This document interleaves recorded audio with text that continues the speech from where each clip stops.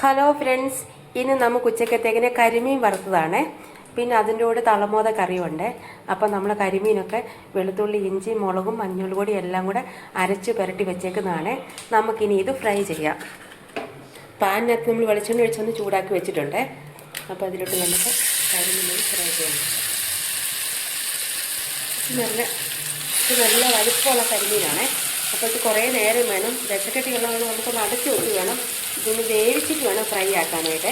അപ്പോൾ നമുക്കിതൊന്ന് മൂടി വെക്കാം. നമ്മൾ കരിമീൻ ഇങ്ങോട്ട് പൊള്ളിക്കാൻ വെച്ചിട്ടേ ഉള്ളേ. ഇനി ഇത് കുറേ സമയം വേണം. കൂടെ നമുക്ക് തളമോദക്കറിയാണ് ഉള്ളത്. നമുക്ക് ഇതിപ്പോൾ കുറച്ച് വേവാറായിട്ടുണ്ട്. കുറച്ച് നേരം ഇത് വെച്ചിട്ട്. അപ്പോൾ നമുക്ക് നമ്മുടെ മീനൊന്ന് ഫ്രൈ ആക്കി എടുക്കാം. നമ്മുടെ കരിമീൻ്റെ ഒരു വശമൊക്കെ നന്നായിട്ടൊന്ന് മുരിഞ്ഞിട്ടുണ്ട്. കണ്ടോ, നമുക്ക് നന്നായിട്ട് മസാലയൊക്കെ പിടിച്ചിട്ടുമുണ്ട്. അങ്ങനെ നമ്മുടെ കരിമീൻ ഫ്രൈ റെഡി ആയിട്ടുണ്ട്.